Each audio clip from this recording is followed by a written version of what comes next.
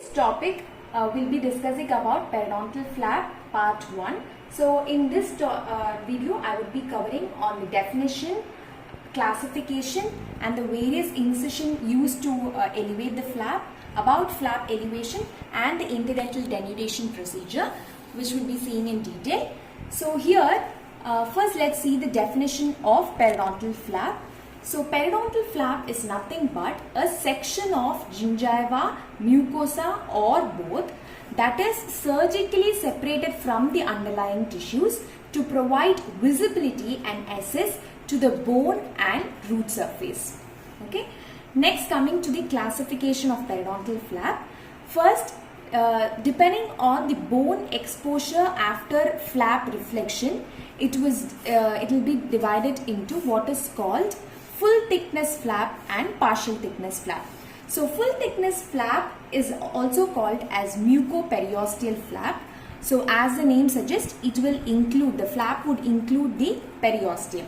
So the the full thickness flap would include a layer of epithelium, connective tissue and periosteum. So the main motive of doing the full thickness flap is to expose the bone and get access to it. So the indications of when all we will do a full thickness flap is when the operator needs to expose or have an access to the bone. Okay.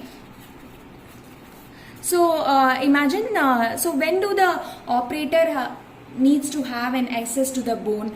Only when there is some bone destruction pattern like crater or a wall defect, which will need a resective procedure for recontouring or regenerative procedure, we would go for a full thickness flap. So it would be resective procedures and regenerative procedures. We will go for a full thickness flap. Okay. Next, let's see the partial thickness flap, which is otherwise called as mucosal flap or split thickness flap. So as the name suggests, this flap will not include periosteum. So the partial thickness flap would include a layer of epithelium and a layer of connective tissue. Here if you see, the bone will be covered by the periosteum. So let's see what are the indications where we will use the partial thickness flap. So the partial thickness flap are used when the operator does not have any need to expose the bone.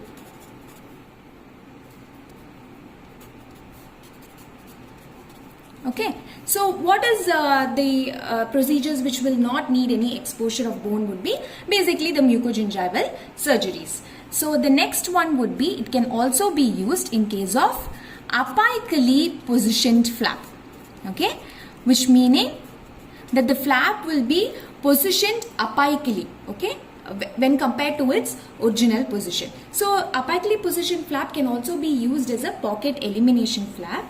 So basically when the crestal, you have planned for a apically positioned flap and you know this crest margin is very thin, okay, when it is very thin and it would get exposed if you do an apically positioned flap, it is better to go for a partial thickness flap. Otherwise, what they say is that if we remove the periosteum, there would be a minimum amount of marginal bone loss. So hence, to prevent that, it is better if you have a periosteum layer. So that is why full thickness flap is contraindicated in such situations. It is better that we go for a partial thickness flap. Okay, next would be, so also in case of fenestration or dehiscence, you can go for a partial thickness flap. Okay. Next, what are the contraindications to go for a partial thickness flap? Okay. The contraindications would be if the gingiva is very thin, meaning it is less than or equal to 1 mm. The desiccation of this dissection of the partial thickness flap is very difficult. So in such cases, we will not go for a partial thickness flap. And one more thing is, if there is any shallow vestibule. Mostly in the posterior area of mandible, you will have a shallow vestibule. So in such conditions, it is better to avoid partial thickness flap. So there is something called a combined procedure which you do for the mucogingival surgeries as well as crown lengthening procedures. Okay, so here they will actually do a full thickness flap in the coronal part, and in the apical part there will be a partial thickness flap will be elevated. So full thickness flap will be elevated for any osseous reduction, then the partial thickness flap will be elevated. Okay, so this is something which is a combined flap, which is combining both full thickness as well as the partial thickness flap. So next, flap placement after surgery. It can be classified into non-displaced flap and displaced flap. Meaning non-displaced flap, meaning the flap after we do a flap reflection and do an osseous correction, we place the flap back to its original position. Whereas in displaced flap, we place it apically, coronally or laterally.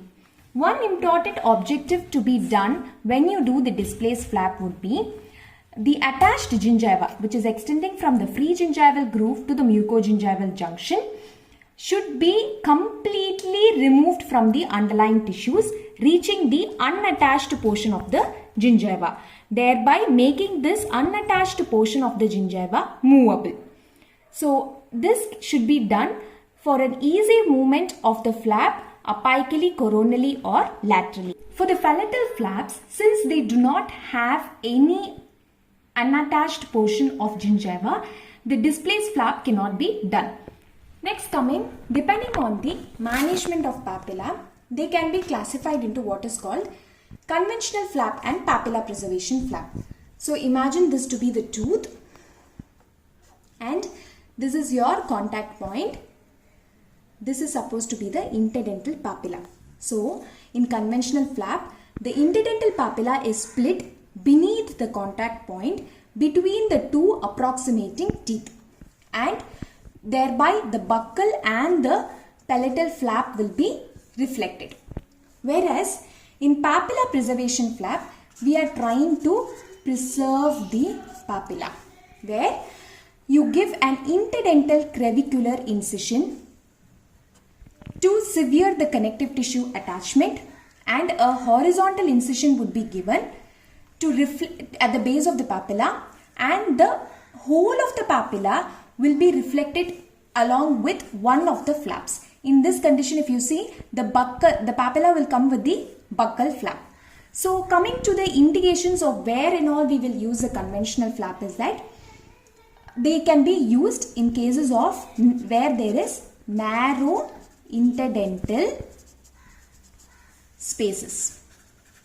And in cases of displaced flaps, we can use a conventional flap. So whereas in papilla preservation flap, what are the indications? It can be used in aesthetic areas. Thank you.